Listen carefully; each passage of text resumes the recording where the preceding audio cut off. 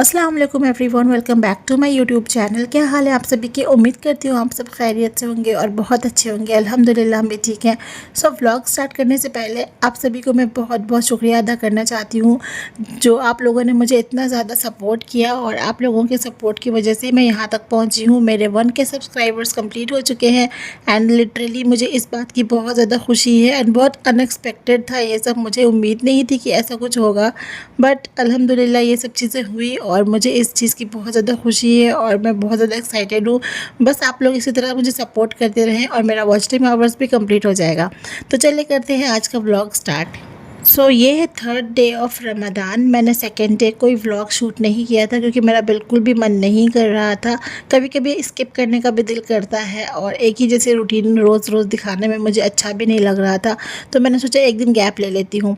अच्छा, तो यहाँ पर सुबह का टाइम था और मैं साहिबा के लिए ना ब्रेकफास्ट प्रिपेयर कर रही थी। उसको मैंने फ़ीड करा दिया था एंड यहाँ पर मैं उसके लिए उपमा बना रही थी। मैं उसको फ़र्स्ट टाइम उपमा ट्राई कराने वाली थी।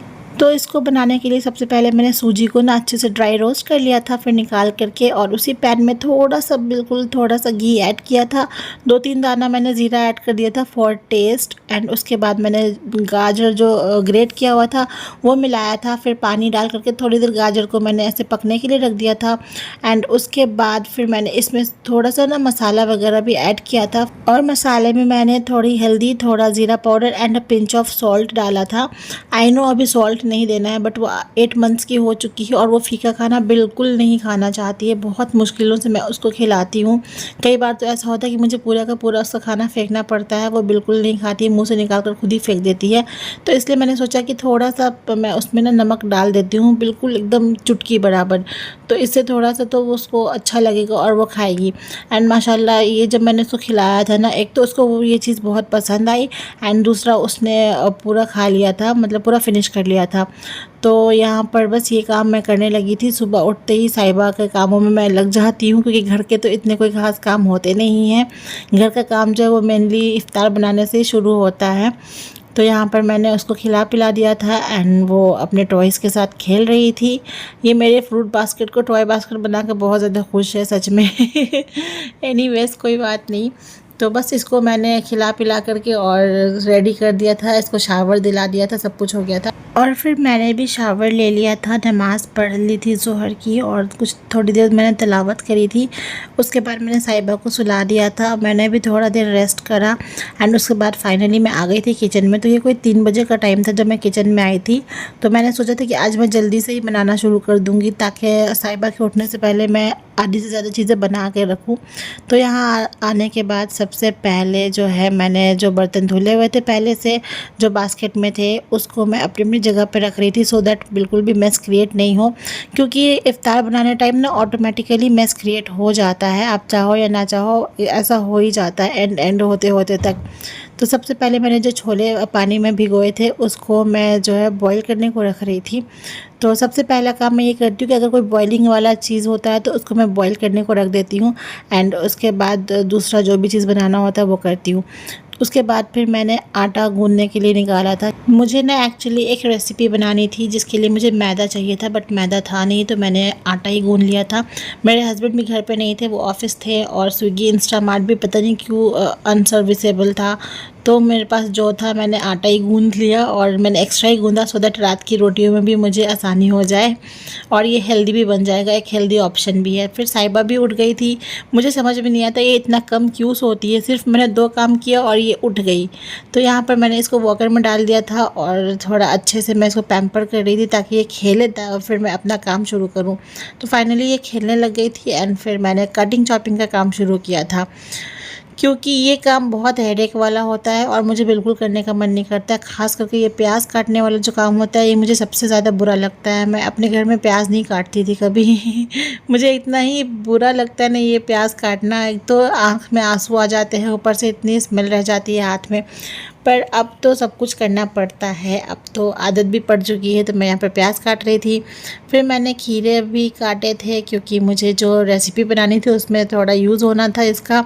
एंड उसके बाद कोरिएंडर वगैरह काट लिया था तो कटिंग चॉपिंग का काम सबसे ज़्यादा इम्पॉर्टेंट होता है, और वो एंड के लिए अगर रखो तो उसमें बहुत ज़्यादा टाइम वेस्ट होता है। इसलिए मैं जो सबसे पहले ना बॉईल करने के लिए जो चीज़ें रखती हूँ, और उसके बाद फिर मैं ये कटिंग चॉपिंग का काम जल्दी से निपटा लेती हूँ।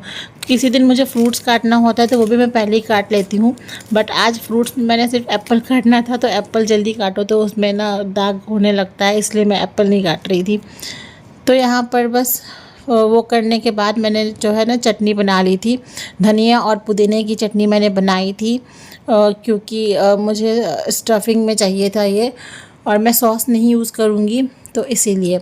उसके बाद फिर मैंने रोटियां बनाना शुरू कर दिया था। साहिबा अभी खेल रही थी, शुक्र है वो रो नहीं रही थी, वो खेल रही थी, तो मैंने सोचा कि मैं फटाफट से रोटियां बना लेती हूँ, तो मैं रोटी बनाने लग गई थी। अच्छा, मैं बार बार बोल तो रही हूँ कि मैंने एक रेसिपी बनानी है, उसके लिए मैं ये सब कर रही हूँ, पर मुझे उस रेसिपी का नाम ही नहीं पता है, याद ही नहीं आ रहा क्या बोलते हैं उसको, क्योंकि वो रोल भी नहीं है, और वो एक रैप टाइप की रेसिपी है, मतलब रैप है, chicken rap, shami kebab rap जो कह लें उसको, तो वही बना रही थी मैं।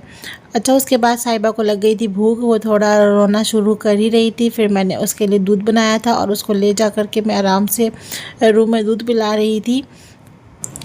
इसी तरह मेरे काम में हर थोड़ी देर बाद पॉज़ हो जाता है, मतलब 2-3 काम करती हूँ, फिर थोड़ी देर के लिए मुझे ब्रेक लेना पड़ता है, क्योंकि साहिबा को कुछ ना कुछ उसकी डिमांड होती है, और उसकी डिमांड मुझे फुलफ़िल करनी ही पड़ती है, अदरवाइज़ वो तो रोने लग जाती है।